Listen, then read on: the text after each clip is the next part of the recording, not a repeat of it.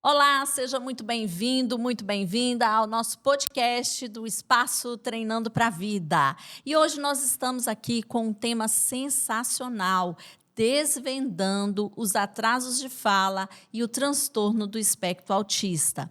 E para falar sobre isso, nada mais, nada menos do que a nossa querida fonoaudióloga Luciene Gontijo. Ela vai trazer esse assunto aqui para nós, esse bate-papo, para esclarecer as suas dúvidas. Nem tudo que é atraso de fala é transtorno do espectro autista.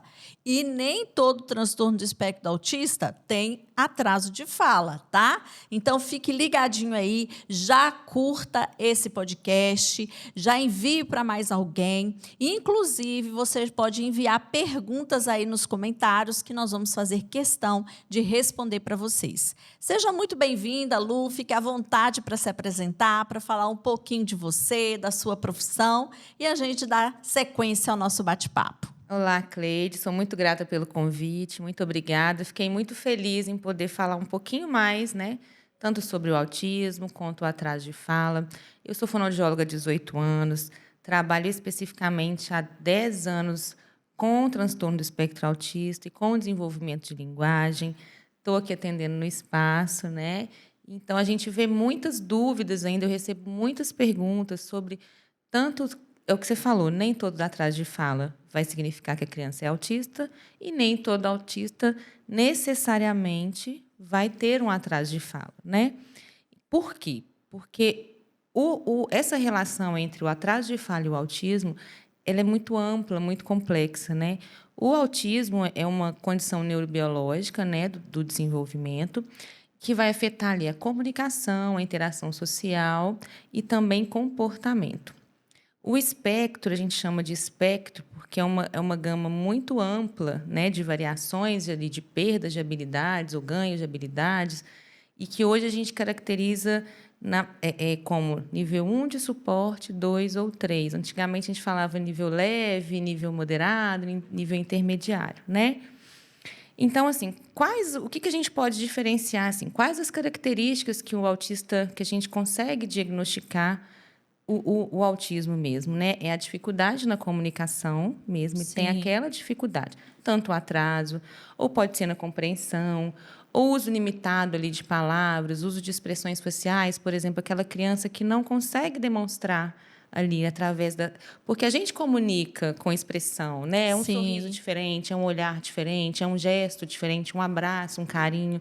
E, normalmente, né, essas crianças têm essa dificuldade, não conseguem se expressar dessa forma. Outra questão que é característica do autismo são padrões repetitivos assim de comportamento. Balançar as mãos, que a gente chama de flappings, né? Enfileirar objetos, andar nas pontas dos pés, rodar em volta do próprio corpo. Mas também a gente tem que tomar muito cuidado. Sempre quando eu falo nessas características, eu falo assim, eu penso, né?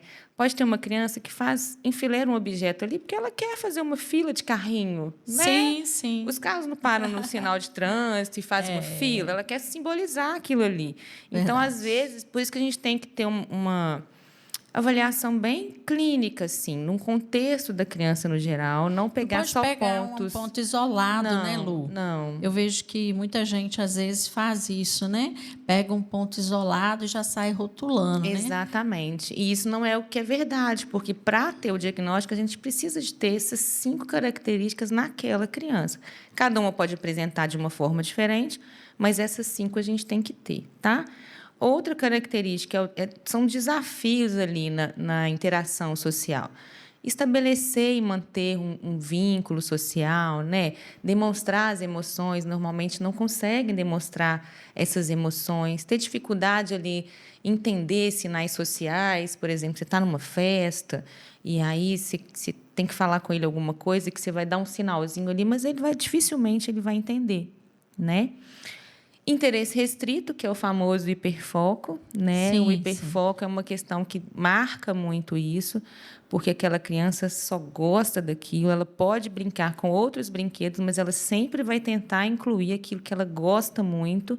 Isso, assim, na maioria das vezes, ela vai incluir aquilo que ela tem aquele hiperfoco. Então, eu estava até assistindo uma série que eu tentei lembrar o nome, mas eu não consegui lembrar. não sei se era uma série ou um reality show sobre autistas, só que eram autistas adultos, em que eles estavam Tá. à busca de namoradas ou namorados. Aham. E aí teve um que me marcou muito, que eu tenho muitos pacientes que gostam muito de dinossauro.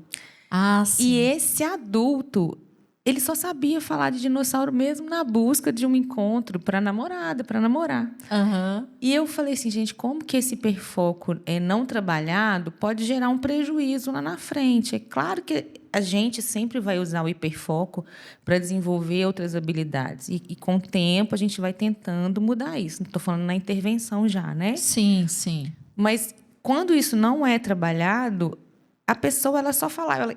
O passeio dele era no Parque do Dinossauro, é uma série americana, né? Então Aham. era lá tem muitas essas coisas. Ele ia levar para e falava todos os nomes e o assunto dele era simplesmente dinossauro. Então isso é uma característica também muito marcante, né? Sim. E assim, tem uma idade que dá para a gente perceber mais a questão do autismo ou não? Em qualquer faixa etária pode ser Não, diagnosticado? na verdade, assim, tem mais uma característica que eu não falei, que são as alterações sensoriais, né? Que é aquela hiper ou a hipossensibilidade a estímulos, ou estímulos auditivos, né? Sonoros. Tem criança que não gosta de barulho, vai tampar o ouvido, ou a texturas, ou A ao som, luz, a né? luz, muita claridade. Ela pode ser tanto hiper ou hipo, né? Tem mais ou menos sensibilidade. Com relação à idade, hoje a gente já consegue diagnosticar o autismo assim.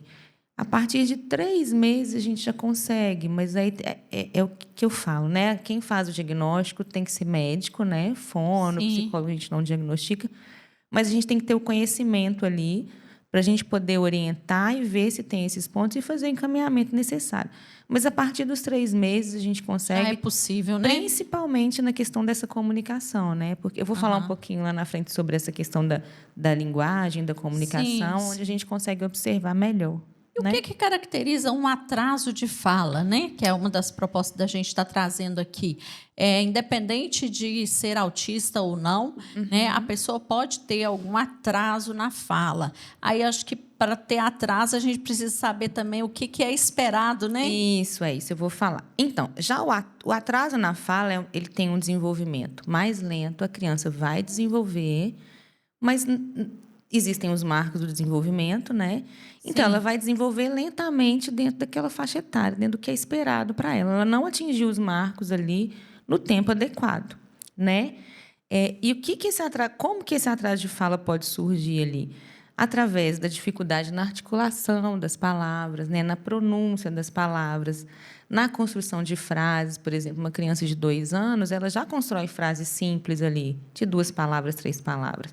Então, esse atraso a gente não vai ver, e até mesmo na expressão, né? Na expressão da fala propriamente dita. Ela não consegue, ela pensa, mas não consegue se expressar daquela forma adequada, né?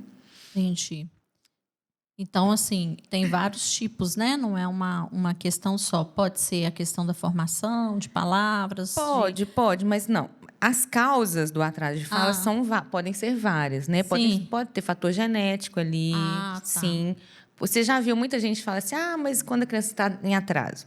Aí a mãe fala assim: ah, não, mas o pai dele falou com 4 anos. O Aham. avô foi falar lá com 5 anos. Aí eu Sim. brinco assim: é mesmo, que interessante, eles tinham atraso de fala, né? Porque não é o comum, né? Não Não é o é. correto, É. né? A Aham. criança ela começa a falar com 1 ano, a se comunicar, ela já comunica desde 0 meses. O olhar dela já está numa comunicação ali, né? De Sim. 0 a 3 meses, assim. Aham. Então, o fator genético é predominante, é uma das causas também. Fator ambiental, né? Assim, aquela criança que não tem o estímulo muito em casa, a família não estimula, aquela criança que fica muito em tela. Isso hoje já é comprovado que causa, sim, um atraso na fala. O desenvolvimento como um todo, por exemplo, o motor, o cognitivo, se tem alguma alteração ali, pode sim influenciar no desenvolvimento da linguagem, da fala. Dificuldade auditiva, né? Então, sempre a gente pede encaminhamento para ver se está tudo ok, porque a audição, se a criança não vai ouvir direito, ela possivelmente vai ter um atraso de fala. A prematuridade também é um fator que pode, sim, desenvolver ali um atraso na fala, tem mais probabilidade. E a saúde geral como um todo, né? Sim. Questões de síndromes, questões neurológicas, isso também pode causar esse atraso de fala. E tudo isso vai comprometer na comunicação e na interação. Por isso, muitas vezes, o atraso de fala se confunde com o autismo. Porque tem muita coisa que vai cruzar aí, né? Nos dados. Isso, né? Tudo isso. A criança não fala adequadamente, na maioria das vezes, ela não tem vontade de interagir, né? Ela tem vergonha, Sim. principalmente se for uma criança mais velha que eu falo assim, com uns 3 anos e meio, ela vai ter vergonha. 4 anos, então, eu tenho muitos casos assim que a criança se fecha, não consegue conversar. Aí não consegue conversar e não tem uma comunicação, uma relação. Efetiva. E aí vai cada vez regredindo mais, Sim, né? e aí que vem, aí a mãe fica, né, doida, procura, vai no Google, busca e vê o IA, encontra o autismo e fala, pronto, meu filho é autista, né? Então, por isso que a gente tem sempre que buscar avaliação mesmo. Sim, sempre passar por um diagnóstico por um profissional, né? Isso. Muito difícil essa questão hoje, porque as pessoas têm acesso, né, a muita informação. Só que informação não quer dizer formação. Exatamente. Sempre falo isso, né? Às vezes você está informado sobre o assunto, mas você não é formado sobre aquilo. Então você não consegue contextualizar, né? Saber essa questão. Pega só um ponto ali, né? E até às vezes mais de um, mas que não fecha critério ou que tem outras interferências nesse sentido. Isso mesmo. E a gagueira, ela entraria como atraso de fala, Lu? Não, né? A gagueira não. A gagueira, ela já existem vários. Eu não sou muito especializada em gagueira, tá? Então, assim, a gente sabe que existe a gagueira do desenvolvimento e a gagueira que vai ser instalada ali. A gagueira do desenvolvimento é quando essa criança está naquele início do desenvolvimento da linguagem e da comunicação. 3 anos até 4 anos, a gente aceita ainda que essa criança tem episódios de gagueira, né? Sim. Mas se passa disso aí, onde a compreensão, a expressão já tem que estar dentro dos marcos do desenvolvimento adequado, se ela tem essas disfluências, bloqueios, né? Interrupções, que ela não consegue comunicar de forma efetiva, tem que procurar avaliação. Tá? Legal. Ótimo. Então, vamos falar mais do atraso de fala. Eu queria que você trouxesse aí, né? Eu sei que você preparou um material muito bacana. Sim. Inclusive, gente, a Lu, ela trabalha com palestras, tá? Nas escolas, nas instituições, para trazer essa temática, né? Tanto para os educadores quanto para os pais, para entender um pouco mais sobre isso, né? Então, ela tem um material excelente nesse sentido. Em breve vai ter o e-book também, né, Lu? Isso mesmo. Sobre essa questão dos atrasos de fala, que é muito importante a gente estar consciente disso aí, porque às vezes você não tem uma criança em casa, mas você convive com alguém que tem e você pode ajudar essa pessoa. Quanto mais cedo é identificado, né? E aí a gente vai no diagnóstico e na intervenção precoce, né? Se a gente localiza aquilo ali o quanto antes, por exemplo, tem mães, eu atendo crianças de 7 meses. Sim. Então, que tem aquela dificuldade que a família já conseguiu identificar, isso é muito maravilhoso. Porque aí é o que eu falei, nesse atraso de fala, ela vai atingir os marcos do desenvolvimento mais rapidamente. Mas existem também, é isso que eu ia te falar, sobre os distúrbios de linguagem. Né? Porque o distúrbio de linguagem já é diferente. Sim. Tá? É uma dificuldade mais persistente, que vai aparecer mais tardiamente, né? Talvez essa criança pode ter atraso, talvez não, mas ele é mais complexo. E o distúrbio de linguagem, ele afeta a compreensão e ou a expressão da linguagem, tá? As características ali abrangem assim, a compreensão de conceitos, né? Em cima e embaixo, criança que não consegue muito, isso mais ou menos na faixa etária de 3 aninhos, assim, tem muita dificuldade de compreender conceitos. O uso inadequado de palavras dentro de um contexto de diálogo, por exemplo. Sim. Trocas ou as distorções na fala que acontecem, né? Então, aí está dentro de um distúrbio específico ali de linguagem. As estruturas gramaticais também incorretas. E as dificuldades de formular pensamentos. Dificuldade, às vezes, de contar uma história, de pegar uma figura e não conseguir ali contar uma historinha pequenininha que seja. A gente também tem que ficar bem atento, né? Sim, sim. E também os distúrbios de linguagem, as causas podem ser genéticas da mesma forma, ou degenerativas, né, ambientais e até emocionais. Inclusive, nessa degenerativa, eu sou neuropsicóloga também, né? Durante um tempo eu trabalhei com avaliação e eu percebia muito isso, tudo que você está falando aí nos idosos. Isso, quando a afasia.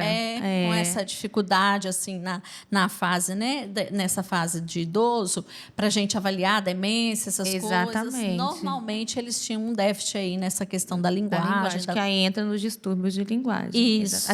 Eu falo mais de criança porque sou fonoaudióloga infantil, mas existe sim. Tanto é em autismo adulto, também a gente está tendo muito diagnóstico de autismo em adultos, né? Mas então vamos falar um pouquinho agora da comparação aí qual é a diferença, né, do atraso para o distúrbio de linguagem, né? O atraso de fala, ele vai ser uma dificuldade mais temporária, é o que eu falei. Ele, em certo momento, em pouco tempo, a gente consegue, com as intervenções, a estimulação, o enriquecimento ambiental ali, a gente consegue que essa criança atinja os marcos do desenvolvimento da linguagem. Já o distúrbio de linguagem, eles podem persistir, porque tem vários outros vieses aí, né? Ele pode persistir, o suporte que ele precisa vai ser a longo prazo, não vai ser tão mais curto igual o de atraso de linguagem. Além de que o atraso da fala, com a intervenção, ele vai acompanhar os marcos e o de linguagem não. Vai ser mais complexo, é um pouquinho mais complexo. A própria palavra, né, já diz, atraso, né? Está atrasado. Está atrasado, uma hora ele chega lá. Né? Agora, quando é um distúrbio, aí já é mais complexo, né? É mais complexo, bem mais complexo. Exato. Tá. Você quer falar um pouco, então, para nós dessa questão do que é esperado por faixa etária? Porque acho que o pessoal tem uma curiosidade de saber isso. Sim, isso é muito importante a gente falar, que é uma dúvida muito comum, né? A família não sabe. Meu filho tem, mas eu não sei o que ele tem que ter até agora. Então, assim, na caderneta de vacinação, hoje não entrega mais a caderneta, né? Mas busca no Google ali, a caderneta de vacinação tem todos os marcos do desenvolvimento, não só de linguagem, como cognitivos, motores, né? Isso é muito importante a gente acompanhar ali, principalmente com bebês pequenos, né? Sim. Então, entre 1 ano e 3 meses, assim, como que essa linguagem acontece? Através de choro, né? A entonação do choro, do som.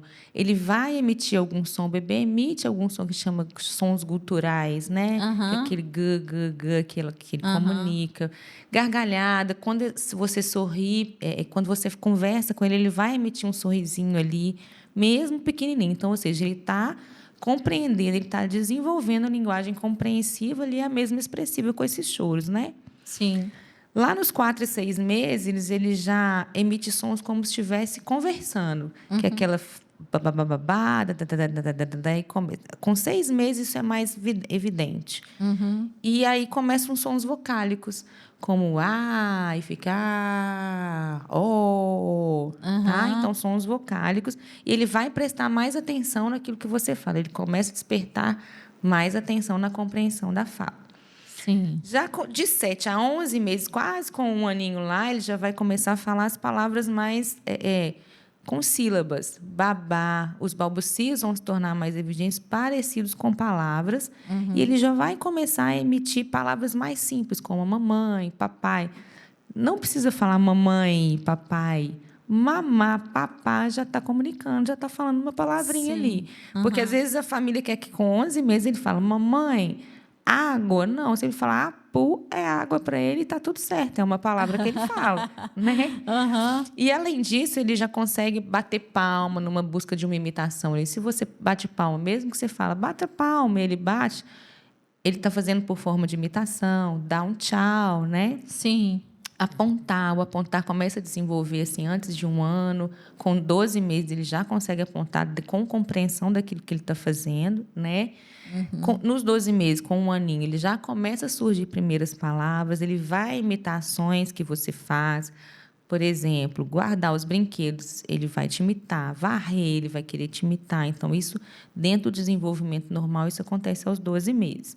Ô, Lu, lembrei de uma coisa aqui, menina. Interessante. Outro dia eu estava atendendo uma pessoa que está com uma filha de 6 meses. E aí ele falou para mim assim que ele foi fazer ela dormir à noite e ficou falando com ela assim: papai, fala papai, papai. Quantos papai. anos? 6 6 meses. meses. Aí diz ele que ficou mais de hora falando isso com a menina e pôs ela para dormir. Aí ela dormiu. Quando foi no outro dia de manhã, aí diz ele que estavam à mesa, ele, a esposa e a menininha, aí que ela virou, foi e falou do nada assim: papai. Mas é isso mesmo. Aí ele foi e falou assim: eu não ouvi sozinho, não, né? Aí a esposa: não, eu ouvi também. É isso mesmo, começa nessa faixa mesmo. 6, 7 meses, assim, já pode aí. começar. Porque Aí ele foi e falou assim: não, Cleide, eu fiquei assim, pensando, não sabia que era assim, não. Mas eu falei tanto na cabeça dela de noite. Tá vendo como que a imitação tá ótima? Ele imitou. E papai, fonema bilabial, que a gente fala que é o P, B e M, né? Que consegue falar mais. Papá, babá, mamá. Porque tá aqui no início, onde ela consegue ver onde que sua boca tá mexendo. E é verdade, aí você pode considerar como uma palavrinha mesmo. A primeira palavrinha, então. Primeira palavrinha foi papai, pode falar com ele. Vou falar, que aí vai ficar mais feliz ainda. Uai. Mas aí, Cleide, lá nos 12 meses, ele também já identifica quando chama. Ele já se reconhece com o próprio nome. Então, você vai chamar, ele vai te olhar. Tá? Além de entender mais, compreender ordens mais simples. Por exemplo, me dá a bola, pega o carro, né? Numa brincadeira, por exemplo. Lá, aí por volta dos 18 meses, 1 ano e meio, ele já vai conseguir formar frases. Ah, sim. Com 2, 3 palavras, tá? 2 anos, essa é uma questão que todo mundo me pergunta: quantas palavras meu filho tem que falar quando ele tem 2 anos? A gente não vai ficar preocupado na quantidade da palavra, de palavras. Ficar contando, não. né? Em média, ele tem que falar ali 50 palavras, pode chegar até 200 palavras, mas, independente disso, como com 2 anos ele já emite frases simples, a gente precisa de ver a efetividade dessa comunicação. Como que essa comunicação acontece? Ele pode falar 500 palavras, mas como que é? Fala a palavra isolada? Forma frase? Como que está desenvolvendo? Né? Isso comunica alguma coisa, Isso, né? faz sentido? Ele consegue solicitar, mostrar o que ele quer através da comunicação? Então, às vezes, tem muitos casos que a criança só fala palavras, fala cor, fala nome das coisas, fala tudo, mas não consegue se comunicar de forma efetiva, né? E ele também já compreende as frases que a gente pergunta, né, dentro daquele contexto. Pergunta muito nome e função das coisas, o que é isso, né? E ele quer saber por que acontece, tá? Já aos 3 anos, ele vai entender tudo que a gente fala com ele. Ele vai se fazer entender, porque a fala aos 3 anos ela já é 90% inteligível, né? Existem alguns erros gramaticais, fonemas que vão surgir aí com 4, 5, 6 anos depois, mas é uma criança que já se comunica efetivamente, tá? Aos 4, ele já inventa histórias, entende as regras, né? Por exemplo, regras da casa, ele já vai entender o que pode e o que não pode. E também consegue jogar jogos mais simples. Montar um quebra-cabeça ou um jogo de tabuleiro de 2 pessoas, ele já consegue. Claro que tudo dentro da faixa etária, né? Aos 5 anos, ele já vai falar corretamente, bem, e todos os sons, salvo os encontros consonantais, que é prato, braço, né? Encontro de consoantes ali, com R e com L, que ele pode atingir aos 6 anos. Mas com 5, muitas crianças já conseguem falar corretamente aos 5 anos, né? E esse é o desenvolvimento um pouquinho rápido que a gente fala, né? Mas esse é o desenvolvimento típico da linguagem, onde a criança tem que atingir os marcos nesses momentos que eu falei. Então, uma outra pergunta aqui, Lu, que uma pessoa enviou aqui, que é o seguinte: uma criança de 6 anos que fala ainda daquele jeito assim no diminutivo e bem tipo bebê mesmo, com aquela coisa, brinquedinho, mamãe, eu vou pegar isso, com aquela vozinha assim. Isso o que poderia ser? Quais as possibilidades? Porque, como você falou, e até os 5 anos já é esperado que ela esteja se comunicando, né, normalmente. Então, se ela está com 6 anos e ela se comunica como um bebê, falando as palavras com essa conotação... Mais uma infantilizado, né? Isso. Você acha que tem... O que são as possibilidades? Claro que a gente não vai dar uma resposta porque a gente está avaliando essa criança, né? Mas assim, primeira coisa que eu vejo quando eu recebo uma criança infantilizada, né, com 6 anos, a gente tem que ver o contexto familiar que ela vive. como que é essa criança em casa? Ela tem tudo que ela quer? Como que a família se comunica com essa criança? É da mesma forma? Sim. Né? Então, aí, igual você falou, a gente tem que avaliar para ver todo o contexto, a visão global ali, né, das habilidades que ela tem. Mas, normalmente, tem crianças que, sim, vai apresentar uma fala infantilizada, que seja na entonação, na velocidade, né? Igual falar no diminutivo, é o que eu sempre falo. Gente, não vamos conversar. É fofo a gente conversar com um bebê no diminutivo, né? Sim. Mas na hora que você está explicando, estimulando ali, evitem falar no diminutivo, porque é o modelo. A criança segue o modelo que você dá. Ela vai demonstrar o modelo que ela tem. Então, se ela tem uma fala muito, vem cá, meu pequenininho, vem cá, neném da mamãe, com 6 anos, né, vai ficar difícil. Mas isso aí é um caso que a gente também tem que avaliar para ver se tem outros fatores aí, né, que estão impedindo desse desenvolvimento ser mais adequado. Entendi. Eu acho que um dos fatores é isso que você falou, o ambiente, né? Sim, O ambiente e a estimulação, né? É. Porque você falou que a gente aprende muito a própria fala por repetição, Por né? repetição. Então, Na verdade, a gente aprende tudo por repetição, né, Cleide? com certeza. Tudo é por repetição. A gente vai estudar, a gente tem que estudar, ler, até você memorizar aquilo e aprender de fato, né? E transformar isso dentro da sua vida, né? Com certeza. Tá. E o que mais que a gente pode, assim, comparar nessa questão entre autismo e atraso de fala? É o que você falou, nem toda criança com autismo vai ter atraso de fala e vice-versa, né? Porque os autistas, eles podem desenvolver um padrão de fala, de linguagem, dentro do esperado, dentro dos marcos do desenvolvimento, enquanto outros não podem. Então, assim, cada criança é única. Tem criança que tem diagnóstico de autismo e que vai desenvolver uma fala maravilhosa, Sim. sem nenhum problema, enquanto outras não, né? E na maioria das vezes, quando ele apresenta ali um atraso de linguagem, ele vai apresentar um atraso significativo nessa questão da expressão, não necessariamente da fala, mas da expressão da linguagem como um todo, aquilo que eu falei anteriormente, né? Sobre a questão de como se expressar, de como solicitar, vai ser mais voltado nesse aspecto. Tá? O que a gente tinha falado ali é sobre a identificação nos primeiros meses de vida, dentro daquilo que eu falei sobre o marco normal, típico, né? Então, a gente já consegue identificar ali se vai ser um atraso ou se vai ser... Se terá outras questões, como diagnóstico de TEA, né, de autismo. Eles vão enfrentar, assim, desafio na comunicação social, né? Porque as pistas sociais vão ser mais difíceis, eles não conseguem. Então, assim, diferencia muito nisso. O atraso de fala, a criança ela vai conseguir, com um pouquinho de estimulação, ela vai conseguir desenvolver aquilo ali, mas lá no autismo já é um pouco mais difícil, porque eles têm esses desafios, né? Não é só o atraso de fala. Não é só o atraso de fala. Uhum. Existem outras questões ali. Né? E a presença desses atrasos, do atraso de fala, se é um bebê, a presença do atraso de fala a gente tem que marcar bem ali, porque pode ser um sinal de indício ali de um possível autismo. Mas devemos sempre avaliar para poder ver como que anda, se está tudo dentro do esperado, né? Então, qual que é assim a recomendação que você dá para essas mamães, papais, né, até mesmo titias que estão nos assistindo agora ou nos ouvindo, que captaram aí, opa, a criança já está com 3, já está com 4, no primeiro ano e ainda não fala nada, tem dificuldade para comunicar.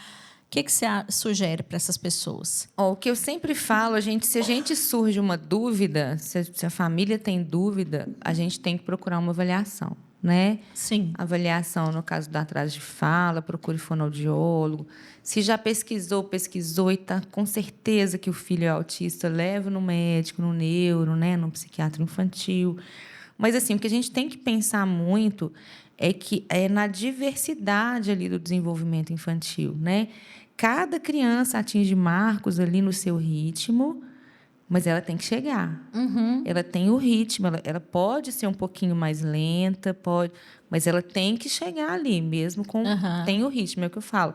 Porque tem médico que fala, né, assim, Não, vamos esperar, vamos esperar, vamos esperar. E vai esperando, e na hora que vê, tem solução? Tem. Mas vai se tornar muito mais difícil para essa criança, né? Do Verdade. contrário, se fosse feita uma intervenção precoce ali. Né? Essa questão de marco, ela é muito importante a gente trazer isso, né? Essa clareza que você trouxe, que cada um no seu tempo. E eu lembrei até de uma situação engraçada que aconteceu comigo, né? E acho que acontece com muita gente que é ansiosa. Quando eu estava grávida, aí falava, eu enjoava demais, né? Não conseguia comer nada nos primeiros meses. Aí falaram comigo assim, não, quando der 3 meses, termina. Isso. Aí eu fiquei ali contando. O dia que fez Esperando 3 meses, chegar. eu falei assim, oi, agora eu tenho que parar de enjoar.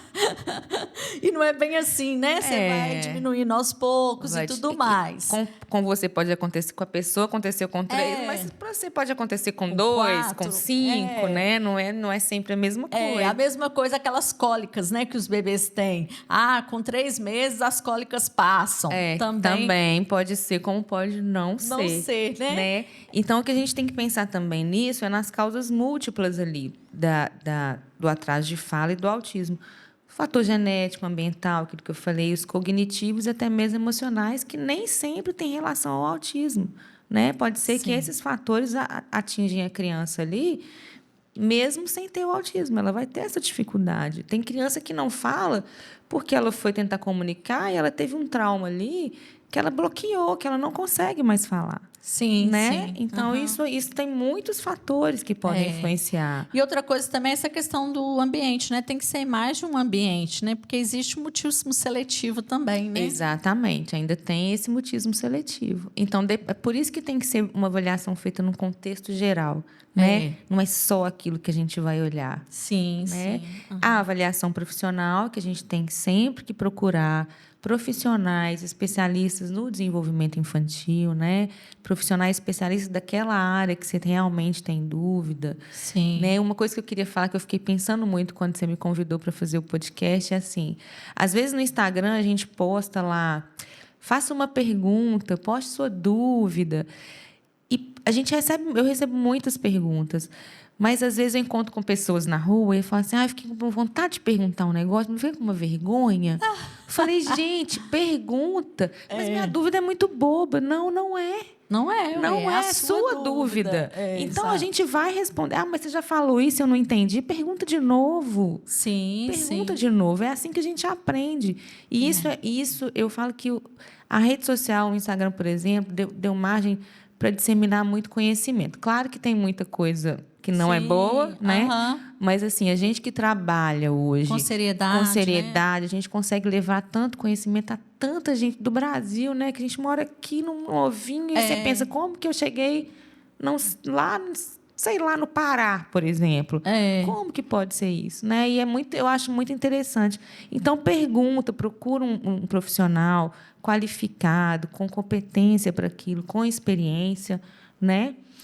Sim, sim. Isso é muito importante mesmo, né? Não é à toa que aqui no espaço a gente tem o terapeuta de alta performance. Não é, né? menina? É isso mesmo, né? Que é justamente para poder nós termos essa confiança de saber que o profissional que está ali, ele está focado, ele é especialista, ele quer trazer uma melhor condição, né, para aquela pessoa. Isso e mesmo. A Lu, gente, é uma das nossas terapeutas de alta performance, né? Aqui como fono, ela é especialista nessa questão do autismo, da linguagem, e ela trabalha com crianças, né? É um foco dela. Então, assim, se você percebeu aí alguma coisa que te chamou atenção, eu vou deixar o Instagram dela aqui na descrição. Você pode chamar ela no Instagram, como ela mesma disse, ela responde. Você pode também agendar um horário, né, para vir fazer uma entrevista, uma avaliação com ela aqui no espaço, ou até mesmo online, né? Será muito bem-vindo, tá? Muito bem-vindo. Então, Lu, eu queria deixar agora você finalizar com as suas considerações finais, o que mais que você quer acrescentar,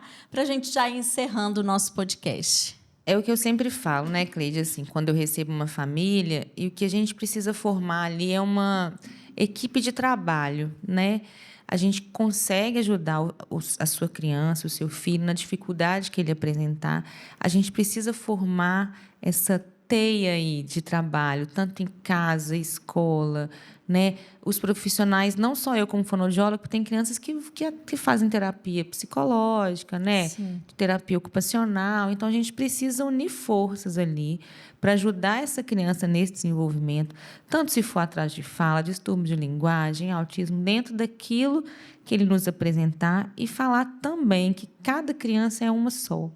Não existe uma criança igual à outra, né? Evitar as comparações, porque, na maioria das vezes, está num parquinho, aí a mãe fala: ah, mas seu filho não fala ainda? O meu falou com 2 anos, ele já falava 500 palavras. Então, essa comparação não deve existir, porque seu filho é uma única, todos nós somos individuais, assim. A gente tem os marcos ali, mas cada um desenvolve de uma forma diferente. Até irmãos, né?